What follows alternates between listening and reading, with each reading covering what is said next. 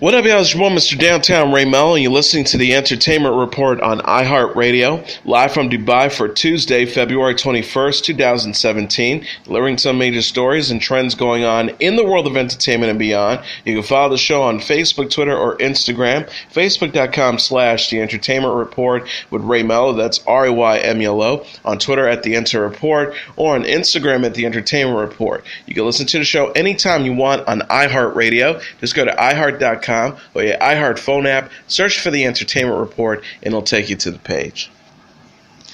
A Hook prequel film centering around Lost Boy Rufio will become a reality thanks to Kickstarter. The campaign, started by Dante Basco, who portrayed Rufio in Steven Spielberg's original 1981 film, has reached over $40,000 on Kickstarter from its original $30,000 goal. Titled Bangarang, the short film, according to its funding page, follows the story of Rufio before the Mohawk, before Neverland, before he was the Pan. The synopsis continues. Rufus is a 13-year-old kid who is destined to be more than he is. After his mother is forced to put him into a foster home, he and his ragtag group of best friends, a Jamaican boy named Julanji and a bright-eyed Latina force of nature named Ella, find a way for Rufus to escape his ill-fated, find his happy thought, and fulfill his destiny. It continues by saying the story has been reverse engineered from what was set up in Hook. We answered all the questions you've ever wondered. How and why is Rufio the leader of the Lost Boys? Where does Bangarang come from? And of course, how does he get the Mohawk? After reaching its goal with 23 days left to pledge, Basco, who is executive producing, and his team has created a $200,000 stretch goal to make the project into a feature film instead of a short. Basco says, in a world of endless sequels, prequels, and reboots, we feel Bangarang holds a unique place. Sure, it draws off a popular studio film and a billion-dollar property like Peter Pan, but the key for us is that this movie is a social commentary on the current world climate. We are taking a beloved character out of his comfort zone. The Writers Guild of America presented its Best Original Screenplay Award for film to Moonlight scribe Barry Jenkins Sunday night. Winning the prize for Best Adapted Screenplay for Film was Eric Heisserer for Arrival, while the Best Documentary Screenplay honor went to Robert Kenner and Eric Scholosser, who penned Command and Control. The WGA recognized excellence in television writing as well. The award for Best Drama Series was bestowed upon the writing team behind The Americans, as the accolade for Best Comedy Series went to the writers of Atlanta. The men and women who scripted The Confirmation and The People vs. O.J. Simpson, American Crime Story, won the award for Best Original Long-Form Series and Best Adapted Long-Form Series, respectively. Josh Gad had enlisted the help of a star-studded panel in order to find out the plot to Star Wars The Last Jedi from star Daisy Ridley. Gad wrote on Instagram Monday, referencing to his ongoing attempts to ask Ridley questions regarding the next entry in the Star Wars saga. This has been a battle of attrition. # Daisy Ridley has been a force to be reckoned with. In many ways, she is the Vader to my Luke or the Taylor to my Katie, but like any good opponent, I've tried to outmaneuver her at every turn. This will be her final judgment. May the force be with her, but kids, she is going to need it. All I ask is that you don't ruin the surprise for others.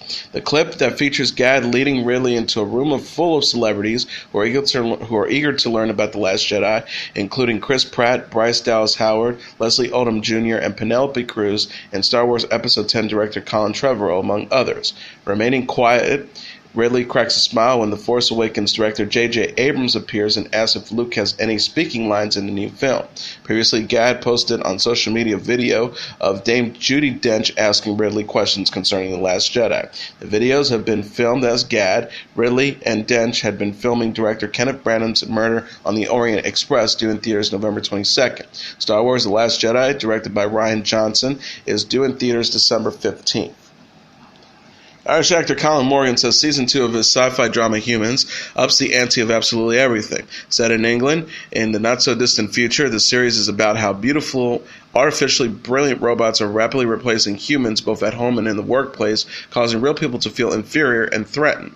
Now, numerous synths recently have begun developing human consciousness and feelings, and Morgan's part-synth character Leo holds the key to the robot's evolution. The hero also frequently puts his own life on the line as he tries to protect his awakening android brethren. The 31-year-old actor told UPI in a recent phone interview, Season 2 really just ups the ante to absolutely everything in every department. I think that Season Season 1 is very much focused on the characters sort of finding their place within a kind of family unit in their own little world, in their own little sort of ecosystem as such. So they were all trying to find a little part that they could be in and exist in. I think that is across the board for nearly all the characters in Season 1. Season 2 is very much more expansive, and it becomes a lot more about the characters trying to find their place in the world with bigger ideas, bigger risk, and more emotional risk. I'd say relationships is a huge theme in Season 2. Every character has some sort of form of bizarre or strange and challenging relationship issues going on, and that is a huge factor in Season 2 as well. Plus, things are about to absolutely change the whole course of the future in history as well, so it's kind of big stakes for everyone. Asked if he immediately knew there was something exceptional about Humans when he first signed on to it, Morgan replied, "I think I did." He added, "Because it is all in the scripts, it is all in the writing for any project that feels special. Maybe other projects, maybe the script's not 100%, but you can see the potential. But I think in this, straight from the get-go, it was just really extremely well written and drew me in as an audience member." Co-starring Tom Goodman-Hill, Catherine Parkinson, Carol Ann Moss, Emily Burkington, Jemiah Chang, Jack Durgis, and Ivanhoe Jamira, Humans airs Monday nights on AMC. Game of Thrones heartthrob Kit Harington, Sherlock scene stealer Mark Gatiss, and the Lord of the Rings icon Liv Tyler are to star in the 17th century set thriller Gunpowder, the BBC announced. The three-part historical drama about the failed assassination attempt against King James I of England was written by Ronan Bennett and will be produced by Jay Blakeson. It will also feature Pela Mullen. Dietrich Santer, the chief executive officer of the production company Kudos, said in a statement, "The Gunpowder Plot is one of the best-known stories in Britain, and most people are aware of the basic facts. But what Ronan has achieved with his page-turning script, and what I hope Kit and Peter and the rest of the magnificent cast will do, is to take the BBC One audience behind the story into the people, the passion, and the politics. This will be a hugely engaging drama with a fascinating contemporary resonance, showing the consequences of what can happen when a religious minority is persecuted." Piers Wagner, the BBC controller of drama commissioning, added, "Ronan Bennett's powerful script tells the visceral and resonant story behind the Gunpowder Plot, and I couldn't be more delighted that Jay Blakeson is on board to direct and that Kit Harington, Peter Mullen, Mark Gatiss, and Liv Tyler will star. Gunpowder will be unmissable event television." BBC One America says Blue Planet 2, the 7-part sequel to its popular 2001 nature series The Blue Planet, is now in the works. Renowned broadcaster and naturalist David Attenborough has returned to host the ocean-themed program.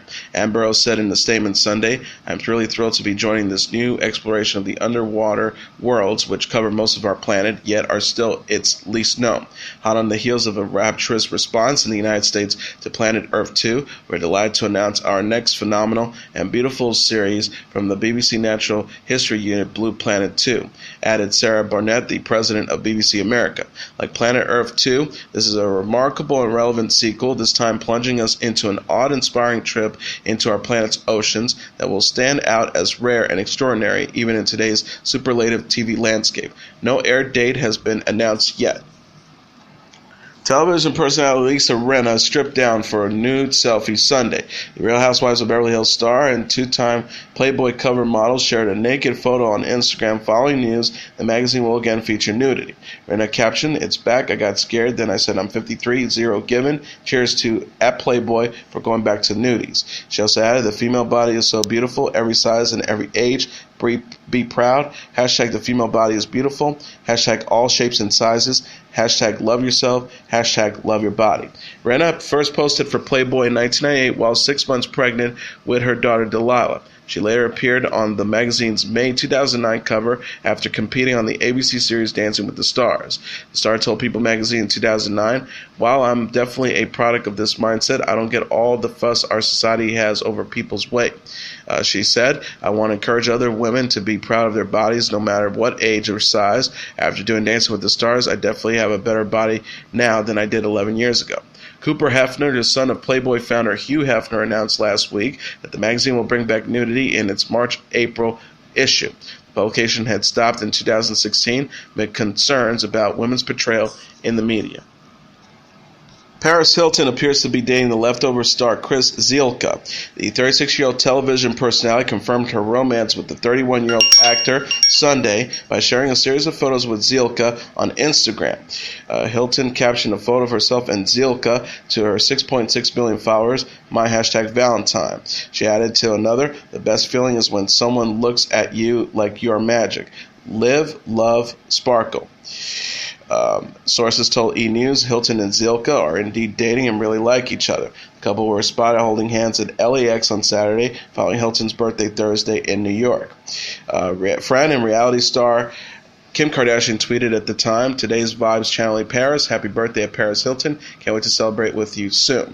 Kardashian's mom, Kris Jenner, added on Instagram, happy birthday, Paris. I've known you since you were born, and you have grown up to be an amazing young lady, smart, kind, beautiful inside and out, and always thinking of others. Hilton was last linked to Australian businessman Thomas Gross.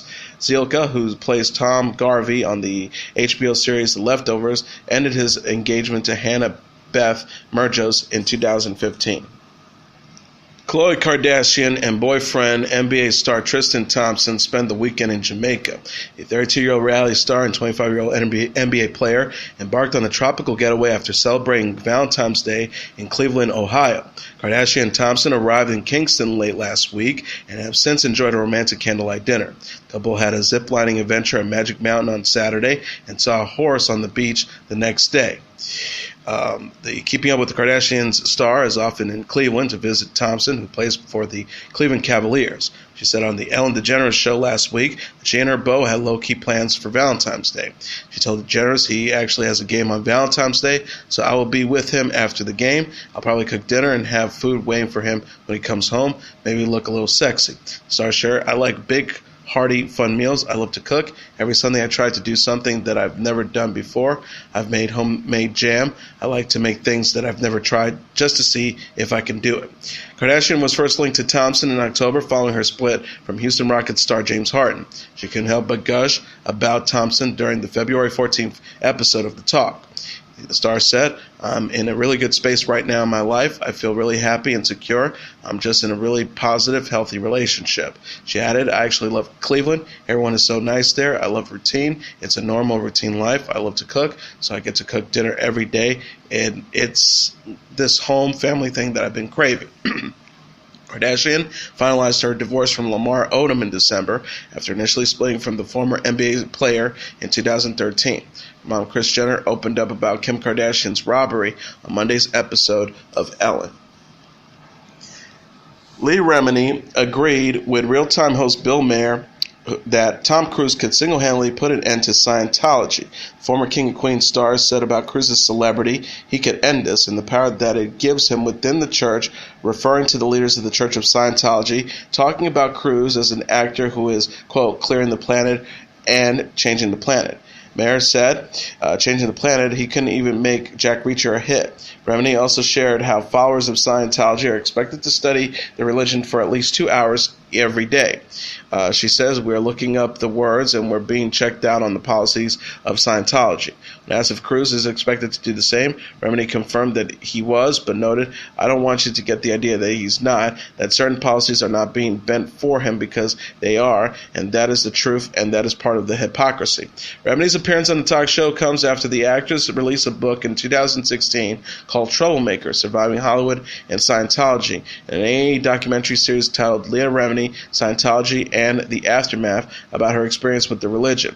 Cruise broke his normally public silence on Scientology on the red carpet for his latest film, Jack Reacher, Never Go Back, stating, it's something that has helped me incredibly in my life. He continued, it's something without it, I wouldn't be where I am. I'm incredibly proud. In December, during an interview with Larry King, Remini discussed her relationship with Cruise, noting he wouldn't say anything to me because he thinks I'm the devil. She continued by saying he honestly believes Tom and most Scientologists, all Scientologists, are taught to believe that people like me are literally the devil, that we mean them harm. Shia LaBeouf announced that his anti-Trump performance art piece, He Will Not Divide Us, is moving from New York City to Albuquerque, New Mexico. Natasha Seg Ranko and Luke Turner, the actor, along with his partners. In a statement concerning the piece previously home at the Museum of Movie Image said, "From the outset, the museum failed to address our concerns about the misleading framing of our piece as a political rally rather than a participatory performance artwork resisting the normalization of division." They also added, on numerous occasions, we voiced serious concerns to the museum about hate speech occurring at the site of our project and requested that the museum act responsibly in moderating this and providing the public a means of reports such incidents. Our requests were not even acknowledged, let alone acted upon, the statement says. And it also added, "It is our understanding that the museum bowed to political pressures in ceasing their involvement with our project. We were only informed of the museum's catapultation in an email from their attorney, Brendan O'Rourke, a lawyer who we noted also represents the current president. It is clear, therefore, that the Museum of the Movie Image is not fit to speak on our intent as artists. He will not divide us," which featured a 24-hour live streaming camera filming passersby repeating the phrase, "He will not divide us," in protest of President Trump, will continue at the El Rey Theater. In January, LaBeouf was arrested during the live stream after he had pushed a 25-year-old man who said Hitler did nothing wrong while pretending to take a selfie with him. LaBeouf had scratched a man's face during the incident and faced misdemeanor assault charges. He was released shortly afterwards. Paulina Gretzky and fiancé Dustin Johnson are expecting baby number 2. Gretzky, the 28-year-old model and daughter of retired NHL star Wayne Gretzky, announced in an Instagram post that she's pregnant and expecting again with Johnson, a 32-year-old professional golfer. She captioned a photo of herself cradling her baby bump and holding up a photo of a sonogram coming soon. Gretzky and Johnson, who won the Genesis Open golf tournament Sunday, are already parents of 2-year-old son Tatum. The couple got engaged in August 2013 after 7 months of dating. Chrissy Teigen says Asian models are underrepresented in the fashion industry. The 31-year-old model called for more Asian faces on the runway and in magazines while attending the 2017 Sports Illustrated swimsuit issue launch. Teigen told E! News, "I think it's really important to start embracing people without seeing them in the roles that they are that Asian girl or that Asian boy, or seeing them in movies when you're like, oh, this Asian girl is dating this white guy." She says, "I wanted to be normal. I wanted to be a normal thing to be able to see Asian models. I think Asian models are really underrepresented in the industry, especially on the runways and in magazines." She also added, "I personally am not offended by cultural appropriation of any sort because I do feel like it does pay homage. At the same time, there are a lot of beautiful Asian women that can do the same thing." Teigen, who is of a Thai, Norwegian, and German descent, previously slammed the Miss Teen USA pageant for a lack of diversity. Her comments on Asian models followed Karlie Kloss's apology for a geisha-inspired photo shoot in the March issue of Vogue. The 24-year-old model tweeted last week, "These images appropriate a culture that is not my own, and I'm truly sorry for participating in a shoot that was not culturally sensitive." She added, "My goal is and always will be to empower and inspire women. I will ensure that my future shoots and projects reflect that mission. Sincerely, Karlie." Teigen's spread in the new Sports Illustrated swimsuit issue marks her first appearance in the magazine since welcoming her daughter Luna in April. She shares the 10-month-old infant with husband, pop star John Legend. Priscilla Presley has taken to social media to confirm that she is caring for daughter Lisa Maria Presley's twin daughters as their father Michael Lockwood is investigated for child abuse. Priscilla Presley wrote on Facebook Sunday alongside a photo of 8-year-old twins Finley and Harper, "Thank you from the bottom of my heart for all of your positive support," and to dismiss reports that they had been taken into foster care. She continued in the second post, "There's lots of confusion, commotion, concern from all the talks circulating," and the second post alongside a photo of the children playing inside a swimming pool. She said, "Let me put this to rest. The girls have not been in foster care and never will be. The girls have been with me and will be until all of this is sorted out."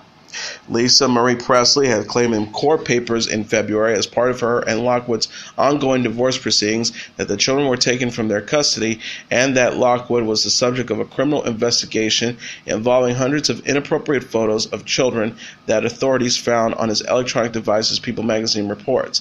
The family was in Beverly Hills when the child abuse allegations were made in June 2016. Beverly Hills police have confirmed that they served a search warrant at a residence in the city of Beverly Hills that led to the seizure of several items, and that the investigation has been referred to authorities in Tennessee, who are still investigating if a crime had taken place. Lockwood's lawyer, Jeff Sturman, denies the claims in a statement to Us Weekly, calling Lisa's filing very unfortunate and inappropriate. Lisa Maria Presley, who's 49, originally filed for divorce from Lockwood in June 2016, citing irreconcilable differences, and requested full custody of the twins.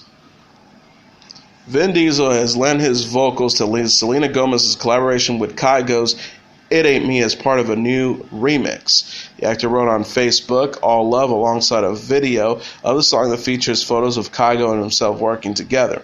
The Fast and Furious star elaborated further on the creation of the remix on Instagram, writing, "Wow, the new Kygo mix is up on my Facebook page. I stepped out of my comfort zone for this one, haha. Let me know what you think." He continued, "Thank you, Kygo, for producing this 2017 hit. Thank you for believing in me enough to ask me to sing. Thank you, Selena Gomez, for bringing that beautiful and magical voice, pain and celebratory simultaneously. I follow your lead when I went into the booth." This new version of the song, reworked by Kygo, a Norwegian DJ, turns the single into a duet between Diesel and Gomez as they sing the lyrics together. It Ain't Me is Gomez's first single since 2015's Kill 'Em With Kindness.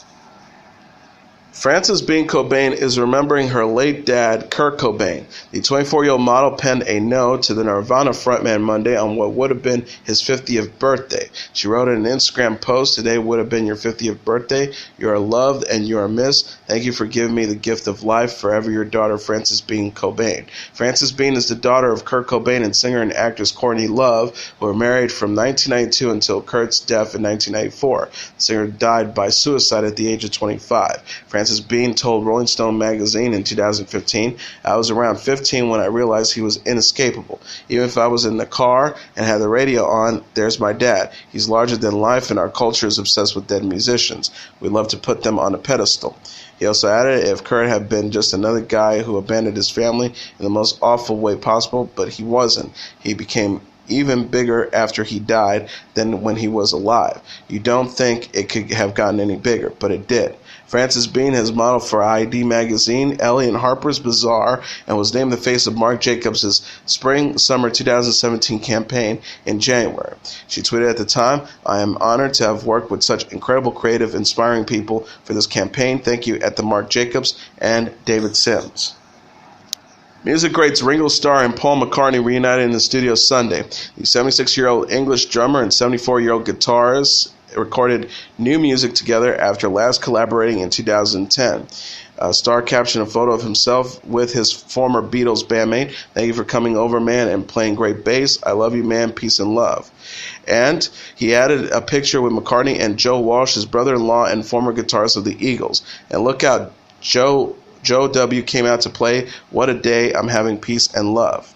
Starr is working on a follow-up to his 2015 album Postcards from Paradise. He said in an interview with Rolling Stone in July that he is well into the project, but told the magazine it might be March before it's finished. He shared, "The way I've been working over the last several years is that I do sort of a rhythm pattern synth track, and then I play drums and go, oh, there's a verse, oh, that sounds like a chorus, and then I call writers and say, let's write something from that." He also added, "I love to play, and I'm still playing. I'm playing with great musicians, singers, writers, so I'm blessed I'm still doing it, really." Starr and McCartney came to fame with the Beatles in the 1960s, and has collaborated on the drummer's 2010 album, Why Not? The pair were spotted at dinner with Walsh, Dave Grohl, and Tom Hanks last week in Santa Monica, California. And now let's take a look at what happened on this date in entertainment history. On this date in 1926, Greta Garbo's first U.S. film opens. The glamorous, husky-voiced Swedish actress Greta Garbo, known for her almost unearthly beauty and intense desire for privacy, makes her U.S. screen debut in The Torrent on this date in 1926. Born Greta Louisa Gustafsson in 1905, Garbo grew up in a poor family in Stockholm. At the age of 13, she started working as a lather girl at a barber shop and later moved to a department store where she was asked to appear in a publicity film for the store. Later, she appeared in a publicity film for a bakery. Pleased with her success, she applied for and won a scholarship at the Royal Dramatic Theatre's acting school, where she was discovered by director Marit Stiller, one of the most powerful directors in Swedish cinema. He cast her as the Countess Elizabeth Donna in his critically acclaimed 1924 film The Legend of Gosta Berling, which ran some 4 hours. He also gave her the now famous stage name of Garbo. In 1924, Louis B. Mayer of Hollywood's powerful Metro-Goldwyn-Mayer studio hired Stiller on contract and brought him to the United States. Stiller only accepted the job on the condition that MGM contract Garbo as well. Mayer agreed, although he reportedly considered Garbo too full-figure to success as an actress in America at the time.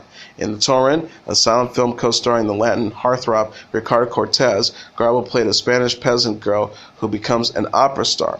Her charisma, beauty, and acting talent made an immediate impact on the filmmakers, so much so that they raised her salary even before the movie was released. When it hit theaters, Garbo was an immediate sensation.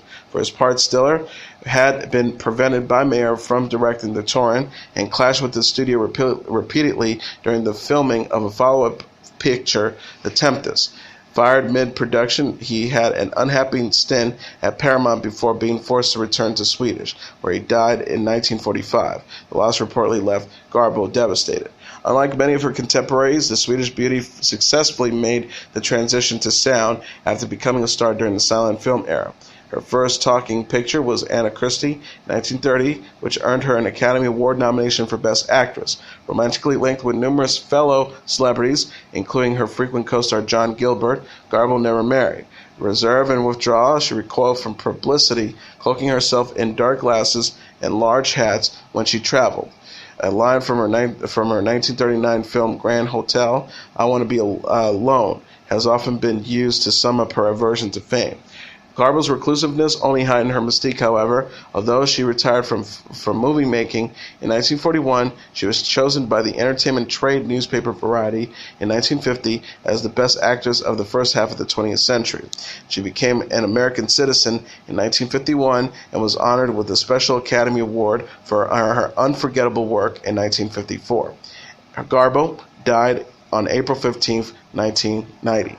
And that is your entertainment report for Tuesday, February 21st, 2017. I'm your host, Mr. Downtown Ray Melo. I'll be back tomorrow to deliver some major stories and trends going on in the world of entertainment and beyond. You can follow the show on Facebook, Twitter, or Instagram. Facebook.com/The Entertainment Report with Ray Melo. That's RayMelo. On Twitter at The Enter Report, or on Instagram at The Entertainment Report. You can listen to this episode anytime you want on iHeartRadio. Just go to iHeart.com or your iHeart phone app, search for The Entertainment Report, and it'll take you to the page. Good night, and God bless you all.